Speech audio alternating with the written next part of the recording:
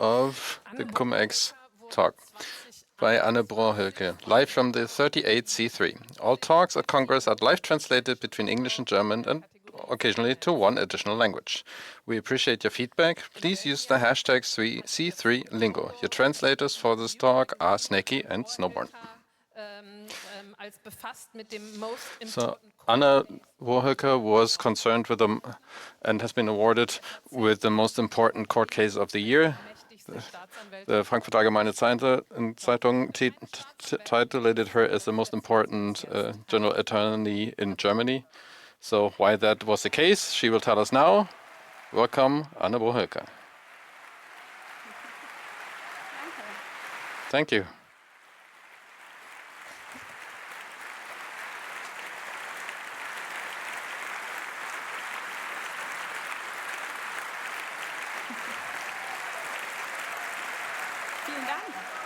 Thank you very much.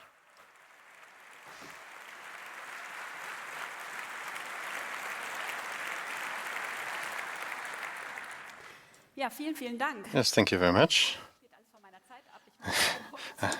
It all goes down from my time.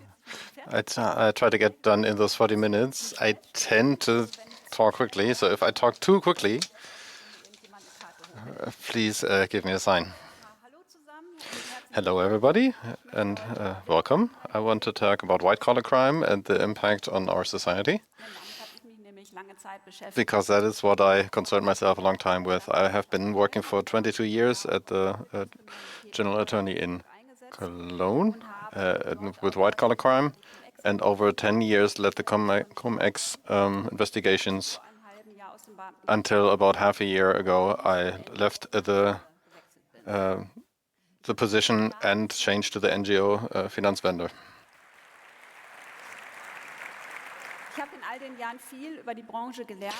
In all those years, I learned about a lot about the industry, which often is working in the shadows. You don't often read a white-collar crime. I want to change that.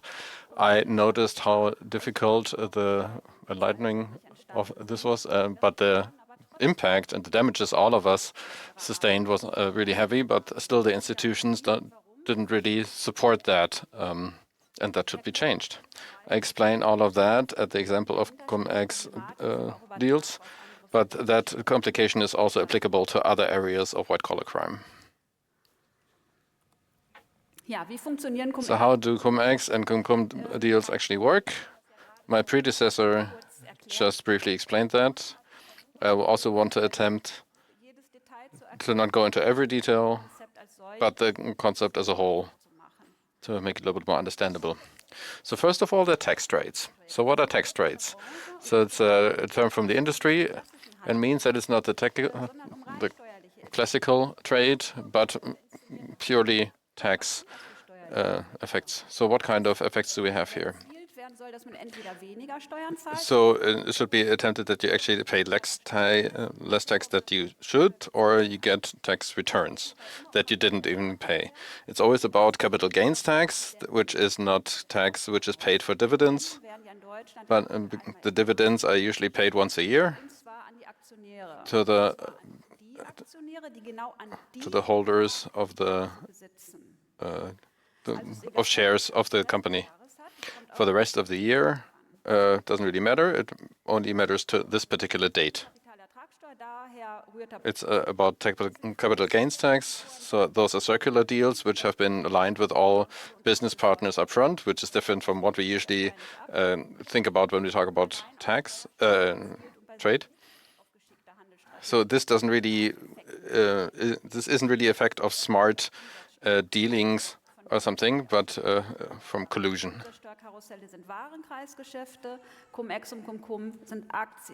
So in this case, we have many shares, circular deals. These are completely covered by share changes, but the profit completely comes from tax rebates or refunds, not from the share development itself.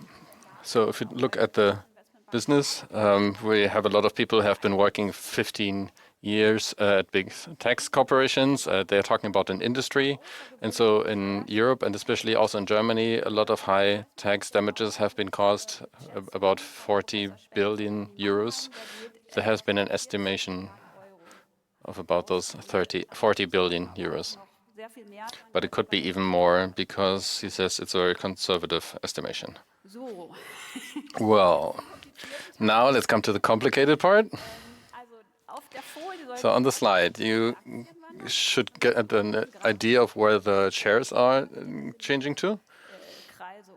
And so you have the tax parts on top. As said before, I don't want to go into all the nitty-gritty details, but you should take away that cum and cum-ex are two steps, which are usually serialized one after the other. It's not a business with different businesses, but they're usually connected. So the cum plays a big part at the day itself, where the payment is due, and when those dividends are assigned to the holder of the shares. So on those dividends, usually you have to pay taxes. The companies usually pay those shares to the financial institutions, and so the beneficiary only gets the benefit net value, not the gross value. And so for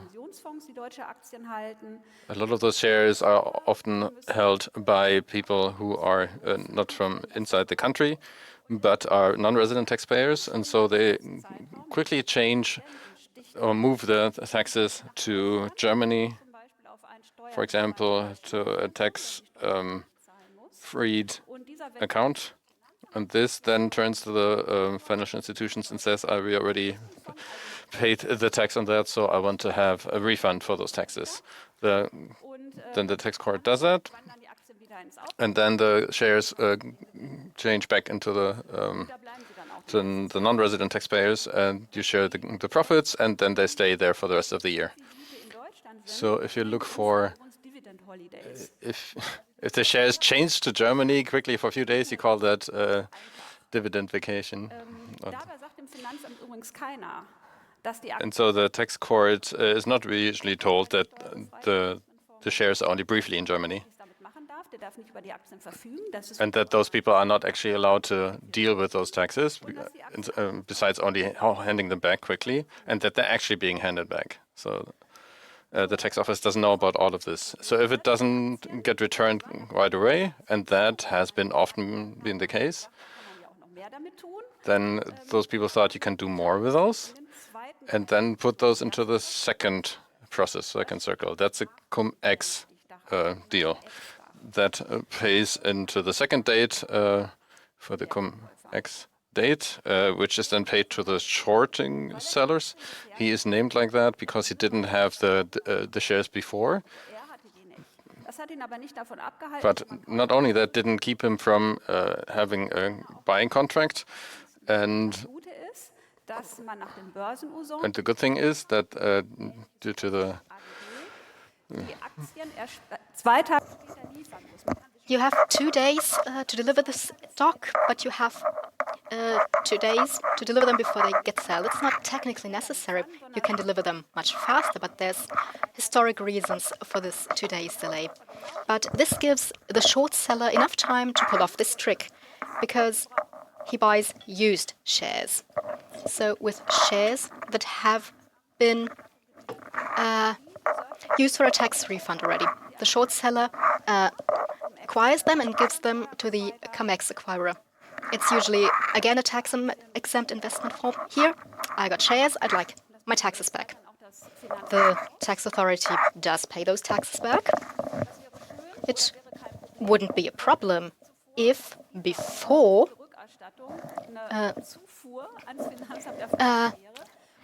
these taxes had been paid to the tax authority, but they haven't been paid because the short seller should have paid taxes on them. And so this would have been a base in the payment, but the short seller does not pay taxes initially. This is possible because he uses a foreign depositary, which is not subject to the stock exchange's regulations, and so you could not pay these taxes that would have been due. And as a result, the tax authority paid 2 tax refunds, but only got taxes paid to them once. That's the trick behind it. So it's 2 steps. The first is shoving stock around from abroad to the country, but then there's a lot of time trades, using those trades in the second circle, and you can acquire yourself another tax refund. And here, the tax authority doesn't know about the dealings. It doesn't know that it was a time trade, that it was a short sale, the taxes weren't paid. The tax authority doesn't know this and pays the refund. And these 2 steps, cum and cum-ex, in practice, they're closely connected, because in the practice, all the big investment banks do this, they all know each other.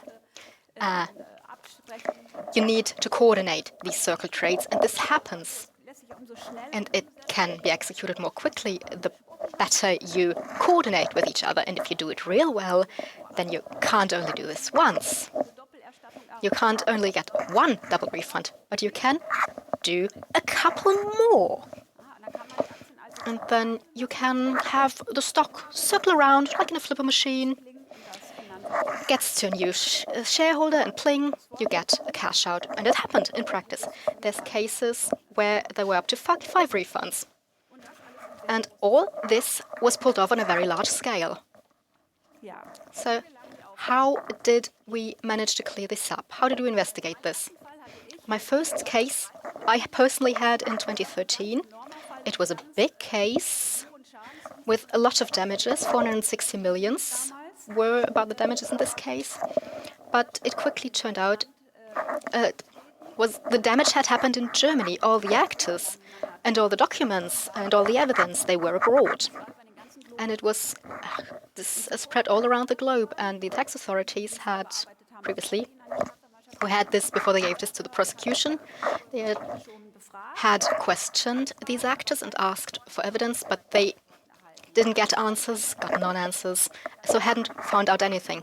Quite contrary, the actors led the tax authority on a merry chase, put them under a lot of pressure, made complaints against the employees, and sued the employees and sued the entire authority. So there was a lot of pressure exerted, so there wouldn't be any further looking into it. And eventually the case was given to us, to the prosecution, and we knew we'd only get evidence if we conducted searches. But the police looked at the documents, and the result was, wow, this is in 14 countries. So the background, and you need to know this, if you want to investigate abroad as a German authority, you need to ask the other government to investigate for you. It's called legal aid, and it's a very formalized process, and it's incredibly slow. And you can't force them. If they don't want to, they don't do it. You can't force it. But it wasn't the best starting point ever. But I thought, well, can't help it. We need to get evidence somehow. But we're going to try it in these 14 countries. And eventually, there were 280 warrants applied for, and they all had about 25 pages. They need to be translated into English. That's about 50 pages per warrant, were to write and to print. And then we had the problem. I, as a little prosecutor, only had a little printer on my desk, could do 5 pages, but couldn't do 280 times 50 pages. And it nearly failed here. But I asked the state police, may I use your printer? They had a more heavy-duty one, and they let me use it. So I stood there for weeks in their copy room and printed and stapled and filed. This is how this works in practice if you do this kind of investigation. Okay, eventually we were done printing, and the warrants were given up by the judges, and then we needed to organize the searches. It wasn't that easy in 14 countries all over the world. You can use a platform in The Hague. You get quicker contact to the countries, and also I traveled through Europe with the state police and talked about them with a couple countries. The colleagues were afraid of flying, so we had to go by car. That also took a while. But eventually we managed it. And yeah, the day the searches happened, it was a huge procedure. I had stayed in Germany in the command center, which the state police organized. There was a huge board which showed the progress being made in all 14 countries. And yeah, it was a huge murder board. And a lot of my colleagues and police officers were on site in a couple countries, and we got updates all of the time, which problems they had. We also surveilled some phones, and we heard them cursing us a lot and a lot of threats. And partially telephone surveillance could not be verbalized verbatim. There was only, they're insulting her. They did not want to burden the reader with the exact words used. And so, yeah, this is also typical for white-collar crime. You need to be able to deal with it. It's a bit rougher. And even later, there were a lot of complaints leveled against us, against me. All of the warrants were attacked and in court, but we all won those. It was all legal. And there were complaints, charges brought against us. You need to be able to bear this as a prosecutor if you deal in white-collar crime.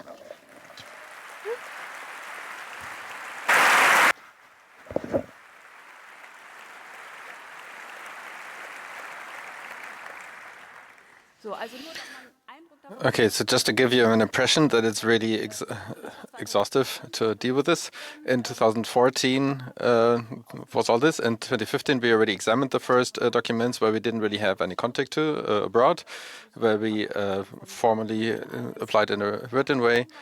On the Cayman Islands, at some point, we received a box of documents which I didn't expect and encouraged me to try things. A lot of things worked which we didn't assumed or expected to work. So 2015, we processed those files and also evaluated emails and witnesses. And in 2016, resulted out of these investigations two further litigations. So in 2016, we bought a disk with further cum-ex cases where a lot of banks had been affected, and we sued them. And so in 2017 to 2019, we investigated other primary witnesses, which found their way to the institutions, and those investigations took quite some months, several times a week, for 1 year, and we learned a lot about the industry and a lot of solid foundation for suing, which we did in 2019. So the first cum-ex suing, and the first verdict in the same year, which has been declared. And in 2021, it was confirmed and became legally binding. And in 2022, the highest finance court decided the same and decided that it's also legally illegal, and mentioned several other cases, and all the decisions afterwards pointed into the same direction. And my predecessor speaking here was asked if it had been illegal at this point, but no, it was all the time. But now it has been officially decided by the court to take an official decision and to make it a criminal offense. It didn't happen before, but illegal and criminal it has been all the time. There was no loophole, it was always illegal. But only at this very late point, because the investigations took so long, that is why a lot of those cases reached the courts only so late. And as written before, in 2022, we had those cases. I started in 2013, and only at that time we actually got a staff increase, so it became possible to investigate the banks and raid them for documents. And so a lot of times we had a lot of people in those banks. A lot of things happened in those banks, and that was not possible before because we only had very few investigators and colleagues. And it only became possible when we, in North Rhine-Westphalia, by the Justice Minister Besenbach, invested more into our research, into our investigations. And so at this point only, as you can read in the newspapers, it didn't start with that intensity in 2013, but only these years, so that we could ensure the evidence and confiscate that. So that shows you how long this entire process takes and took. So how do we deal with white-collar crime in Germany in general? This is a sentence which I coined at some point. You catch the small criminals, but you let the big ones go. And the criminal research approves. And criminology is dealing with the origins and effects of crime. And in the official books you can read that it's very difficult to sue people, and only every 20th accusation is actually only pursued. And if you look at the last section of the sentence, there's an asymmetry between the people being accused and the investigators. So why is that the case? In official institutions, you have several challenges. That doesn't have to deal, it's not based on individual people, but you have a lot of institutions, so it's not people-bound. It's not due to the directors. But there are other factors, such as on white-collar crime, but also in the financial areas, which deal with more complex cases. They are chronically understaffed. I wouldn't go so far as to say that there are not administrators, but too little staff, but only in this area. Besides that, you have a lot of fluctuation of the people working in this area. It sounds pretty harmless if you exchange people. But in these areas where you take a long time, it's very complex, and you need a long time to be onboarded, even up to 2 years, that you finally understand the industry or the case. Only at this point you became able to really impact the investigation. And if you have been exchanged by that, then you're already dealing with greenhorns all the time. And that's very, very accommodating for the colleagues if you can't really make any progress. So the high staff fluctuation, which in other departments you have no challenge with, is in these cases where it's really challenging, it's really counterproductive. Besides that, in Germany, we also don't have a culture of collaboration between departments. This is also an impression which I always noticed during my career. There is no culture for that. So there's always a silo mentality where you sit in your own four walls and don't even think about talking with other departments. And as a young official, I also called another department from Cologne to Düsseldorf, and have been kind of shamed. How can I call another department? How dare me? That's what I took away from that. And that's how that is internalized, that there is no exchange whatsoever, even though there's a legal basis for that, but we simply don't do that. Internationally, there's the same point. If you have a international mutual legal assistance, and if you request something from Germany, it's very difficult. But of course, financial crime is international most of the time now and doesn't stop at borders. Another challenge is the technical equipment. I already mentioned the problem with my printer, but a lot of times we have obsolete technology and a high problem with data privacy. And every department has their own responsible for data privacy, and they take different decisions completely independent of each other. So one person can ask an encrypted email, but the next one is not even allowed to write encrypted email. One may use Skype for email calls, the other ones are forbidden from using that. So if I talk with several different departments like police and financial institutions, and I could not really write an email to all of them at the same time, I could not even join into the same video call with all of them, and that's crazy. So how are you supposed to collaborate with that? So I have been advised to put things on a USB stick and send them to Bavaria. So that's how you can investigate. That's how you can move really fast. Okay, so there's no unified IT infrastructure, but that is essential to really be able to collaborate and be effective as an institution or as a department. That doesn't only affect the criminal investigations.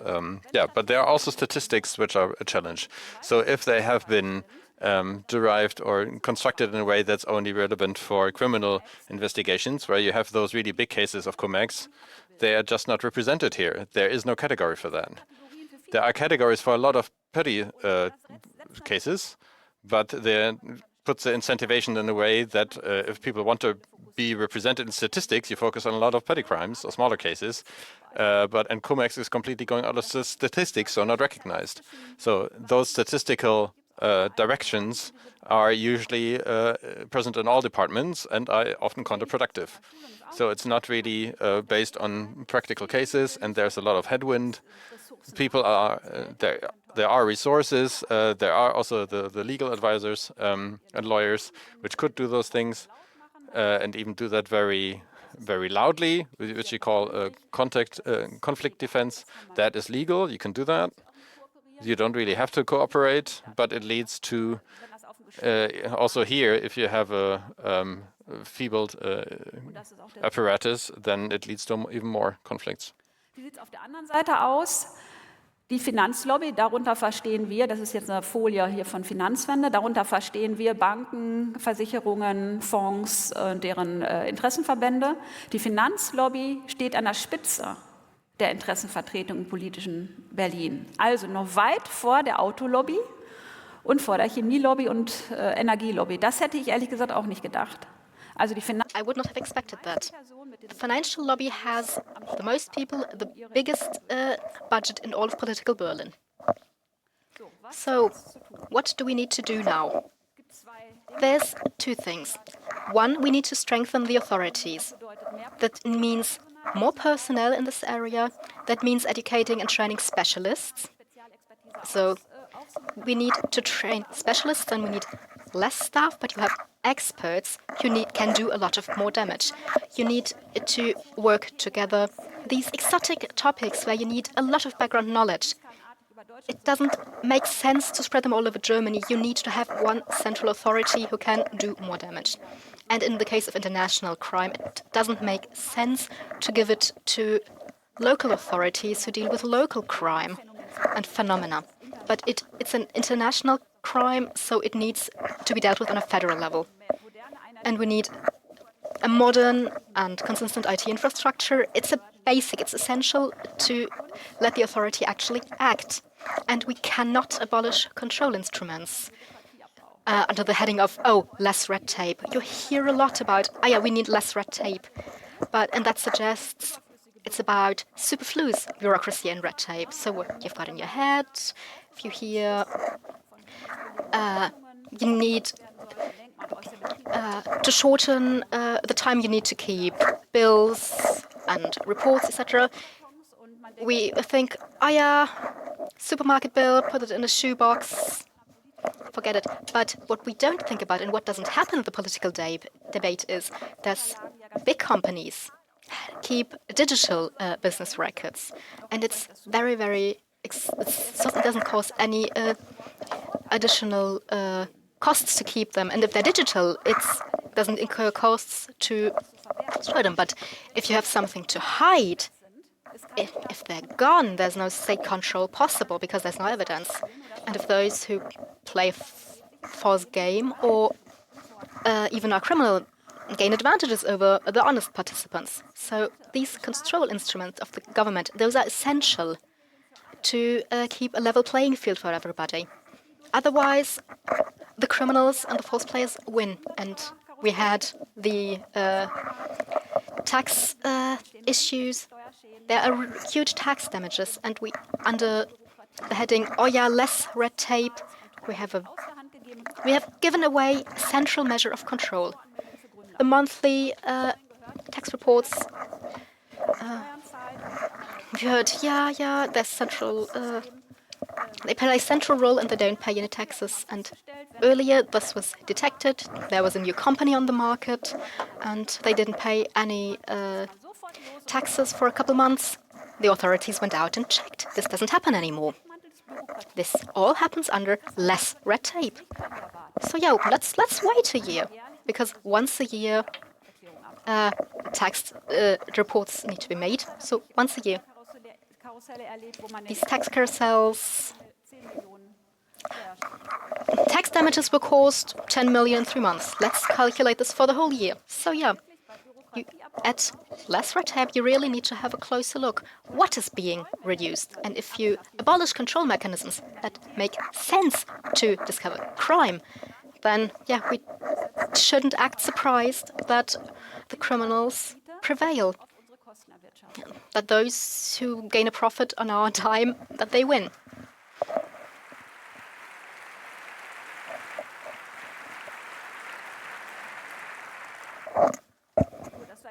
So that was the authority side, that's the other side, pushing back against the financial lobby who has a lot of money, a lot of people, and they use their means to further their interests. So transparency helps. A transparency register and a lobby register exists, but we can improve that.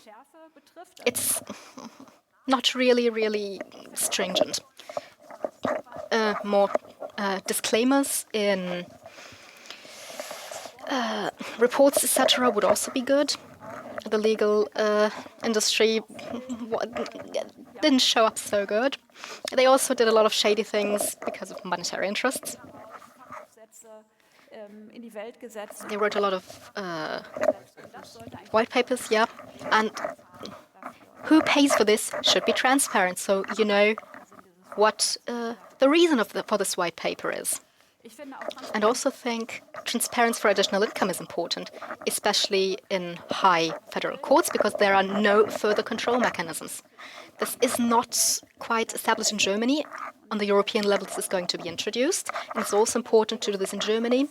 And we need stricter rules for the revolving door effect. So if you go from the public sector to the private sector, and there's a conflict of interest because you used to be in a control authority and you go to a company that you used to investigate before, so like from BaFin, the Financial Control Authority, to a bank. There's no really strict rules yet that should be increased. And also think we need to raise awareness in the administration against the taking of influence. I saw this in my practice. A lot of colleagues were all, yeah, it's going to be fine. They are invited to give a talk and don't consider the ramifications that there may be an ulterior motive. So I think this makes sense. And this is also very important. Legally, we can also increase damages.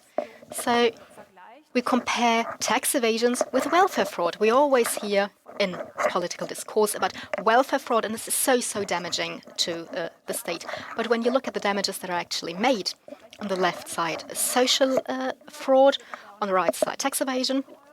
Welfare fraud is about 350 million euros per year. Yeah, we should prosecute that, but also, in the case of tax evasion, it's more than 100 billion euros per year. This tax evasion kind of wins this direct comparison, but it's interesting in practice. The punishment for welfare fraud is, relatively speaking, much higher and much harsher than for tax evasion, because there's a book, We're Not All Equal in the Eyes of the Law, and it looked at the case of a couple who was in court at Osnabrück. They had not told the tax court about 30,000 euros. They got a couple years in prison. If you've looked at the cum-ex dealings, you'll have noticed you need to do a lot of cum-ex. More than 100 million to get 3 years in prison. There's no real relationship of crime to punishment. It's really unjust.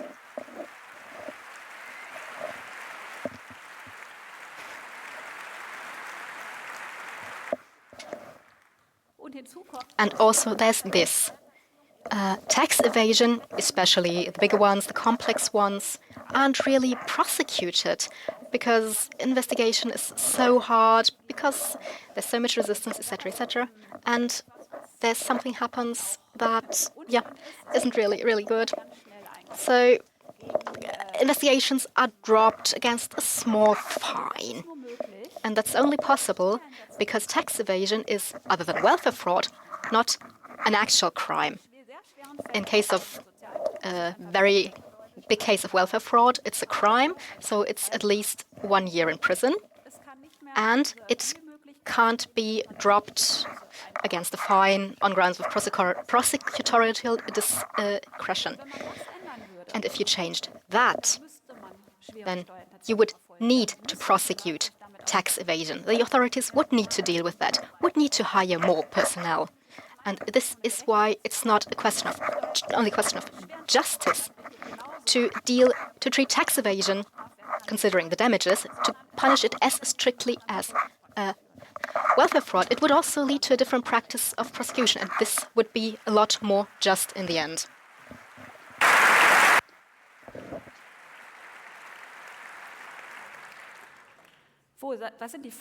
So what are the consequences of the lax dealings with these? There is a big impact for the German Treasury. We can see what works or doesn't work on a national level, and if all of these things would be prosecuted, then all of us would be better off. So there's competitive disadvantages for honest citizens and companies, which I just already mentioned, if you don't use the legal measures and tools. And you can also get the impressions that there is a little bit of hypocrisy of the state in dealing two different ways with crime. That can lead to a loss of trust in the legal institutions and the state as a legal institution overall. So what are the consequences of loss of trust? Unfortunately, I have to accelerate a little bit more because I have been just given the 5-minute sign.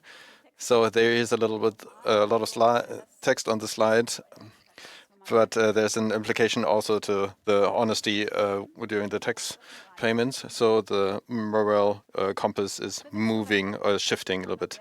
So how do people actually become offenders? So they are socially completely integrated and not very sticking out. They are not really. They're mostly men.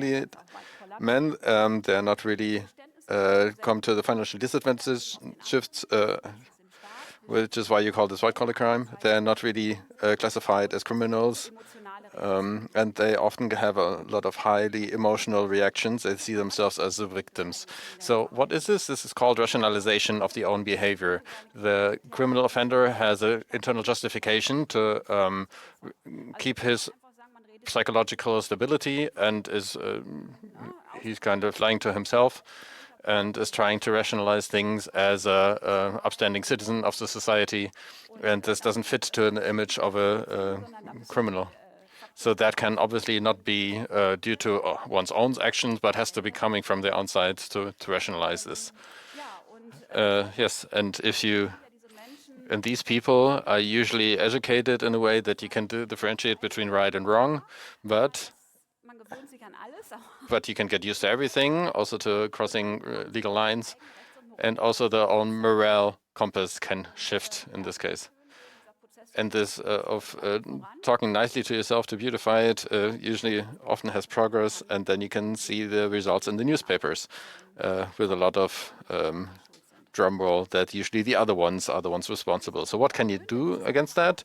You have to increase the risk of detection, that the state can actually do that. You can have to work and orient yourself on values, so you have to have a filter against this and the reaction of society as a whole. So if it's socially acceptable, it's usually accepted.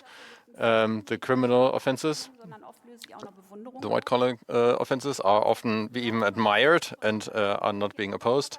So then also Erasmus of Rotterdam already accused that in the Middle Ages. So what can I do? I'm briefly coming to the role of NGOs, so that you can don't stay courageless after this year. So besides becoming active politically, you can become an advocate for those rights. We already had other representatives as NGOs here, and we have to make sure that the institutions are dealing in the interest of the society. So the NGOs can inform the public about these kind of things, form public opinion, and help in taking decisions. They can help with the open talks with governments, and they can share what they think about those decisions. But it's often more effective to combine all these opinions and express them through an NGO, because when a lot of people talk with one voice, they're easier to hear. So that's why I'm engaged at Finanzwende. So we're trying to oppose the finance lobby. muss das ein bisschen abkürzen. I have to abbreviate that a little bit. We want to enable politicians to not only react to the arguments of the finance industry, but also have the public good in the preview. So that's why, for example, when we had the legal documentation lengths, we opposed those. Innerhalb von 14 Tagen And within 14 days, we had 300,000 signatures, geschafft, dass tatsächlich in das Schreddergesetz noch eine so that the record-keeping extension had been another rule in our interest for another year to really implement that. And the next year we have to use for putting pressure on the institutions to really take care about Cum and Cum-Ex as well, so that all those millions are not lost.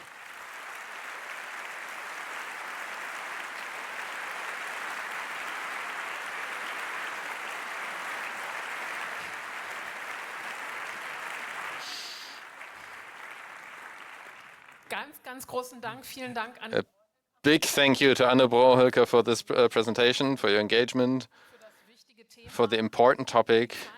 The time is over. We can still squeeze in one question, and I see one question, microphone number one. Thank you very much for the question. I assume you also wanted to talk why you have not been a legal attorney anymore, and Mr. Olearius 2 months ago sued you. How are you dealing with that? Ja, also wie ich ja eingangs schon sagte, Yes, as I initially said, as a legal prosecutor, you are limited. nicht unüblichen And you're part of a system, and it's not unusual that you are speaking very loudly in order to have results, which is not unusual. Ich bin zur NGO And I changed to the NGO von Einzelfallbearbeitung weg because I wanted to go away from the individual case prosecution and changing the structures. Because as I demonstrated, the structures are not really there, and we have to change that. And I'm convinced that with a lot of citizens, we can actually achieve that. So if you're loud enough and bring that into the public conscience, then I trust that we can change something. And that's why I changed to Finanzwende NGO.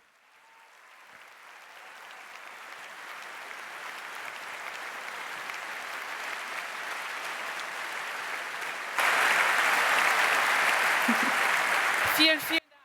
Thank you so much. Thank you also for listening to the English translation of Billions Tax Fraud Cum-Ex, How Damaging is White-Collar Crime for Our Society by Anne Brohölker at the 38C3. Your translators were Snakey and Snowborn. We appreciate your feedback. Please email us at hello@c3lingo.org or use the hashtag C3Lingo on Mastodon. Thank you very much.